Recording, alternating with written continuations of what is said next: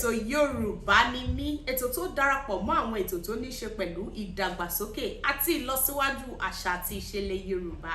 Àrídùnnú Olúwadámilọ́lá lórúkọ tèmi, bẹ́ẹ̀ ti ṣe mọ̀ pé mi lọmọ wọn níjẹ̀jà, ọmọ ọlọ́rẹ́ méjì, ọmọ ká fọrẹ́wẹ̀ ká fàṣọ gbé ṣọ́ra, èmi kan náà lọmọ wọn ní ìlú Ìbàrà, ọmọ àṣírẹ́jagun.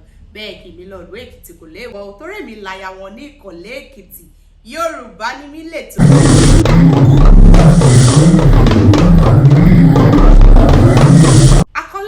Dá lórí ìkíni ní ilẹ̀ Yorùbá. Oríṣiríṣi ọ̀nà ni àwa Yorùbá máa ń gbà fi kí ara wa, yálà ohun tó ṣẹlẹ̀ tàbí irú àkókò tàbí irú ìgbà tí a wà. A ó mẹ́nubà oríṣi ìkíni tí a ní nílẹ̀ Yorùbá pẹ̀lú àwọn àpẹẹrẹ tó máa fi yé wa dáadáa. Ẹ jẹ́ ká bẹ̀rẹ̀ pẹ̀lú ìkíni tó ní ṣe pẹ̀lú àkókò, ìyìn àgbo táwọn olóyìnbó ń pè ní time. A máa ń kíra wa ẹ káàárọ̀, ẹ káàsán, ẹ káalẹ́, ẹ kú ìrọ̀lẹ́, ó dàárọ̀. Tó bá di ní aago 7 àárọ̀ wọ aago 11 àbọ̀, ìyẹn 7 a.m. to 11:30, a máa ń kíra wa pé ẹ káàárọ̀ o.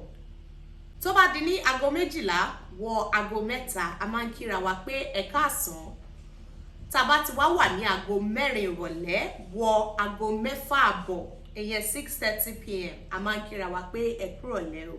Láti aago 7 lọ, ìyẹn 7 p.m wọ aago 11 ẹ káalẹ́. Ìgbàkígbà tó ní kálukú bá dẹ̀ ti fẹ́ lọ sùn nírú àkókò yẹn, ẹ sọ wípé ó dàárọ̀ o. Ẹ jẹ́ ká tún lọ sí ìkíni fún ìgbà, ìyẹn season. Ìgbà ẹ̀rùn ní, ìgbà òjò ní, ó ní bí a ti ṣe ń kíra wa. Tó bá di ìgbà òjò, a máa ń kíra wa pé a kú òjò yìí o, tàbí a kú afẹ́rẹ́ òjò yìí. Wọ́n dẹ̀ máa dáhùn pé àwa nìyẹn o. Ìgbà ooru náà, a máa kíra wa pé a kú àsìkò yìí o.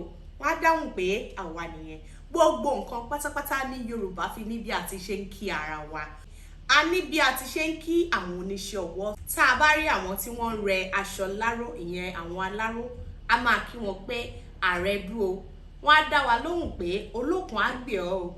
Tàbí àwọn tí bá ń wọ ọkọ̀, àwàyè o, wọ́n á ní ògùn á gbé ọ. Bẹ́ẹ̀ náà ni àgànpẹ́, palm wine tapper. A máa ń kí wọn pé ìgbà àárọ̀ o, torí pé ìgbà òun ni wọ́n so mọ́ òkè.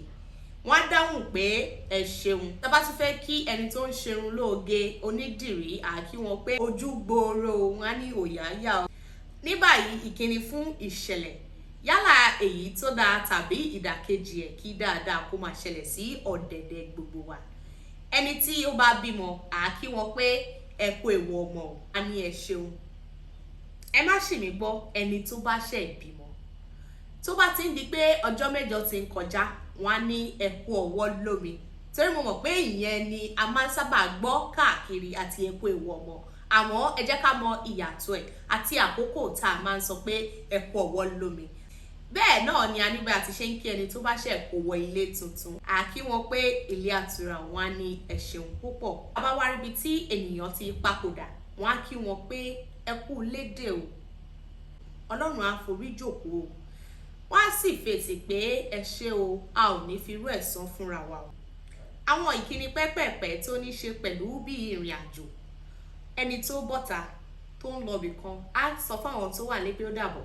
Tí o bá ṣẹ̀ wọnúlé tó o kọ́lẹ̀kùn tí wọ́n ṣílẹ̀kùn, wà á ní ẹ kú lé o. Wọ́n á fèsì pé ẹ káàbọ̀. Bẹ́ẹ̀ náà la tún ní ìkíni fún ọdún.